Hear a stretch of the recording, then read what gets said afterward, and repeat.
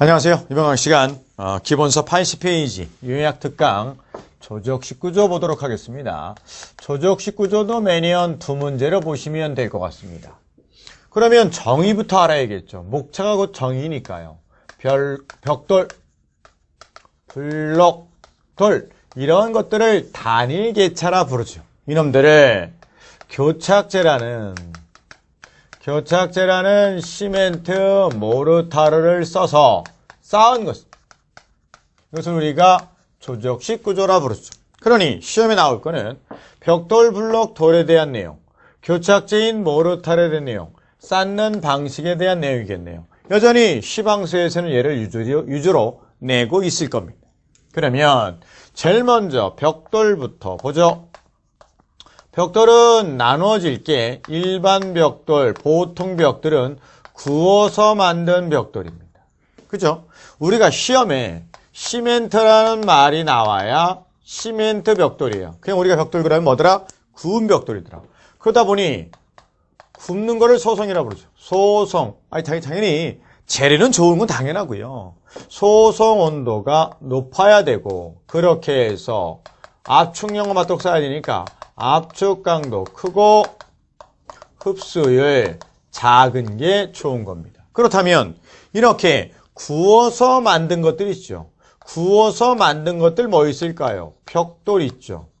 또 뭐 있나요? 타일, 한식기와 그 다음에 위생도기 이런 것들이 다 구워서 만든 것들이죠. 그래서 기본적으로 다 이런 것들이 만족돼야겠죠. 다만 이제 위생도기 같은 경우는 강도보다는 흡수율 작은 게 중요하겠죠. 그래서 타일에서는 이 순서가 토기, 도기, 석기, 자기다. 자기가 제일 좋더라. 그래서 외장용과 바닥용에는 자석을 써라. 얘들은 쓰면 안 됩니다.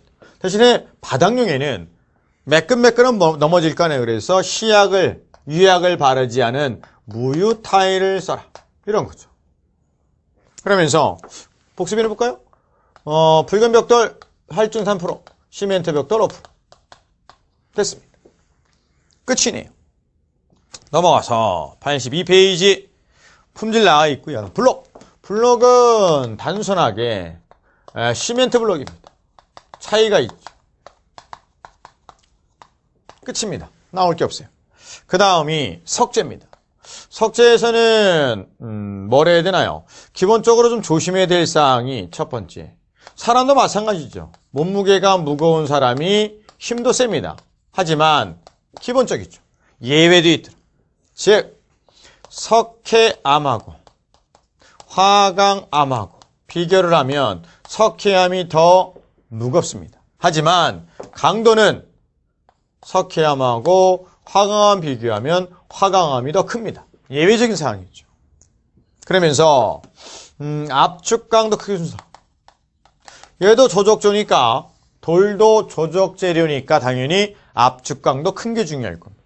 그래서 화, 대, 안, 사, 응, 화강암, 대리석, 안산암, 사암, 응해암 여기까지가 압축 강도가 커요. 사암, 응해암이 압축 강도가 작아요.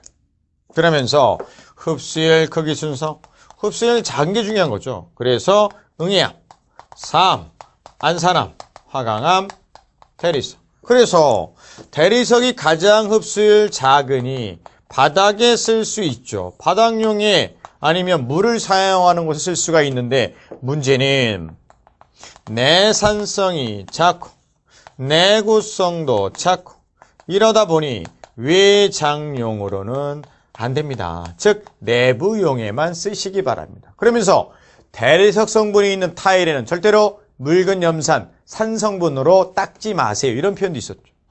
그 다음 내화도 크기 순서, 불에 잘 견디는 크기 순서 뭐 있나요? 응해암, 사암, 안산암, 그리고 대리석, 화강암. 그래서 응사안 여기까지가 내화도 크다. 이놈들이 내화도가 작죠.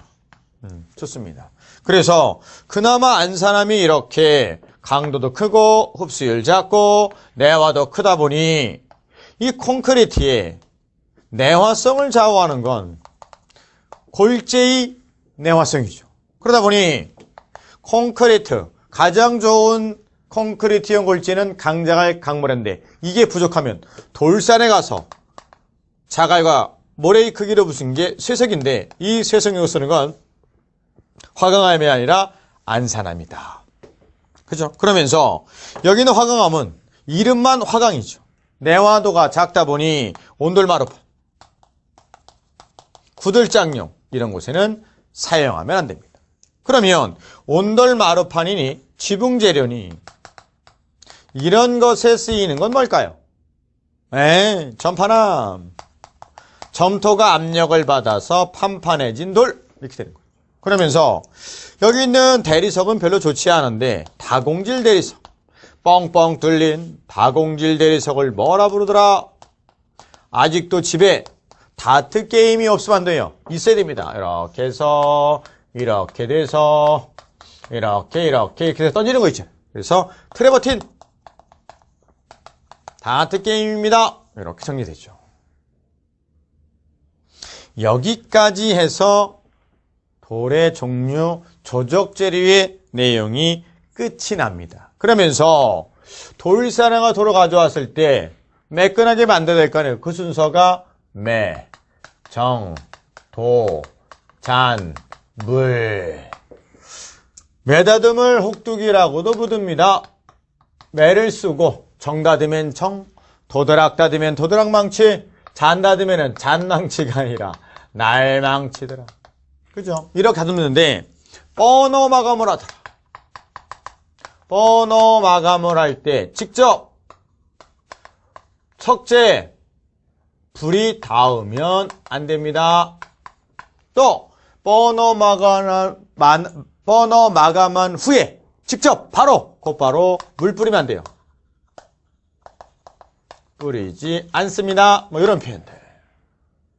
그 내용이 82, 83 넘어가서 84페이지에 석재의 표면 마무리 가공, 번호 표면 마감까지 정리가 끝납니다. 결국은 이걸 배우기 위해서 아마도 기본적으로 기본 강의 시간이나 기타 등등 시간에 적어도 2시간 정도는 했을 겁니다. 1시간, 2시간 했을 겁니다. 간단히 끝내는 거죠. 그러면 석재의 종류 및 가공 옳지 않은 것. 1번 화강암은 강독한 데가 섞습니다. 2번 안산암은 쇠석용으로 씁니다. 3번 잔다듬은 정다듬 다음에 하죠. 다음에 하죠. 그래서 날망치 다듬습니다. 4번 대리석은 실내양용 쓰지만 외장용이 안 됩니다. 5번 단순하게 대리석을 붙일 때는 모르타르는 못 붙이죠. 그래서 석회와 시멘트를 1대1로 혼합한 석고 모르타르로 붙여라. 정답은 5번. 좋습니다. 이제 조적 재료가 끝났으니 그 다음 봐야 될 게 뭐더라? 모르타르, 교착제에 대한 내용입니다. 시멘트 모르타르, 교착제 내용을 보죠.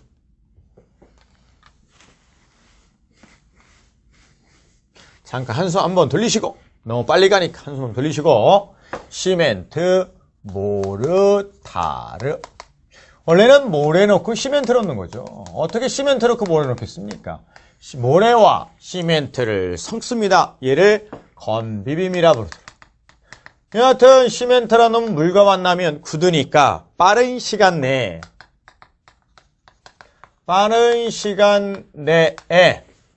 물을 섞어서 물빔해라.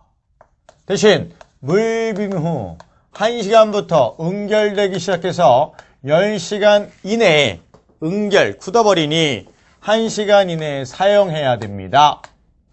굳기 시작한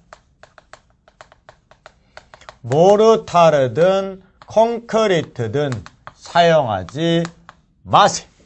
이런 내용.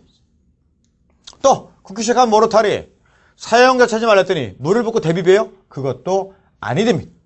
대신에 또 하나 건비빔에 대해서 이 교착제인 시멘트 모르타르가 몇 시간 이내란 말은 없죠. 하지만 타일에서는 3시간 이내에 물을 붓고 사용하라고 나오죠. 첫 번째, 배합비는 1대1이 치장질론 1대2, 아침에 특수학기 1대3에서 일반 사키 정리하시고요. 그러면서